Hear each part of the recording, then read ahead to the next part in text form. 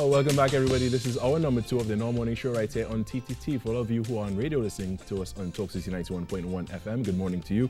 And for everyone who is on the Facebook feed, on the Normal Morning Show Facebook page, wherever you are in the world, good morning to you as well. It is always a pleasure being here, giving you the best that we have to give, starting your day off in a positive way. Carry alongside Raucus. And with us this morning as well, it is Bishop Claude Berkeley, Bishop of the Anglican Church. Good morning and welcome. Good morning, good morning. Good morning, how are you doing? Good morning to our listeners. And viewers. Listeners and viewers, thank you. Now, we were recently speaking, actually the Anglican Church took the step first to ban actually the handshaking and stuff in the church when it comes to the Eucharist and the sign of peace and such before. Why would you say it was so key to, put a clamp on that? Yeah, I like how you revised ban to clamp. Ban is a strong word for us. We would prefer to offer options and to indicate how people might react. Ban is pretty strong. Nevertheless, measures were put in place. Measures were put in place. There we go. Yes. It is important because we are pledged to protecting the flock that we serve. We are pledged to collaborating with the health authorities of the land to be good citizens, so to speak. And more than that, we have a plethora of opinions and statements from across the world, different things happening. And of course, it will cause alarm to the people of God, the people who don't believe in God, and all the peoples. So you needed to give some kind of direction that spins off into a sense of calm so that we make a reasoned approach to what is coming upon us. And that is at the bottom of our response or action in that first early stage.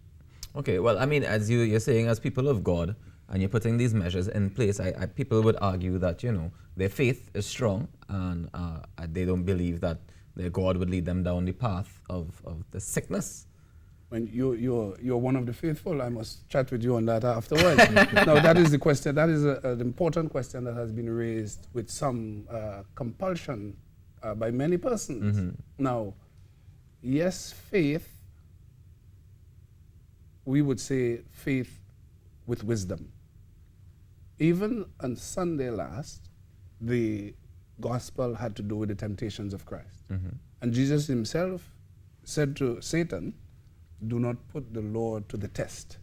So in other words, even if there's faith, we do not approach faith with some kind of foolish bravado or some matter like that. That is not our understanding of life and faith and all the other matters which come to us, but with a reasoned approach, an approach that makes sense, an approach that we can negotiate and give some room to, so that the matter of faith is there, it remains. People have still come to the Eucharist. People have been taking their communion in the ways that we have organized to have it done. And there is another principle that is important there, besides the question of testing God to see. We will do this. Well, it's not testing, it's trusting that and having the belief that he will take care of you. That's good, and that's why I must follow up with you in terms of your faith position. Trusting God, yes, not unwisely. Wisdom is also an important virtue in religious understandings and response.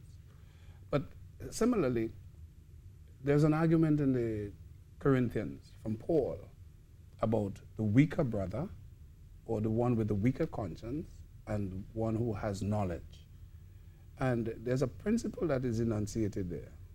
One's behavior must govern he or she who is weaker than you are, so that we are not all of the same level of faith, the same position of strength. And what we as leaders must do, we must cater for those who are weaker, those who, by the actions we take, they're put out. Right. And therefore you try to make a decision that will give balance to what is happening within the body. Can you tell me more details about what the changes actually are in terms of how do you administer the Eucharist now? Okay. There are no real changes except the Sign of peace. The sign of peace. And, Okay. and I saw a sign saying the sign of peace has been banned. No, the sign of peace has not been banned. The shaking of hands and the hugging and kissing at the time of peace has been suspended. And what has it been At the replaced moment. with? Just A bow, I see some people doing an elbow touch. right. Before we actually made the statement, it was reported to me in some of our congregations that people were doing a sort of foot I've foot seen exchange. that. Yes, I've seen that. And we are creative people, and people will find ways to give expression, because we like to hug, we like to hold and shake, we like to slap on the Engage. back and so forth. And people have found on their own, before we spoke, people have found ways to express their love and neighborliness and feeling for one another in other ways. With the taking of the Eucharist, with the bread and the wine, oftentimes the chalice is used by everyone. Yeah. It is wiped with a cloth, and then the next person partakes of the blood of Christ. Yes.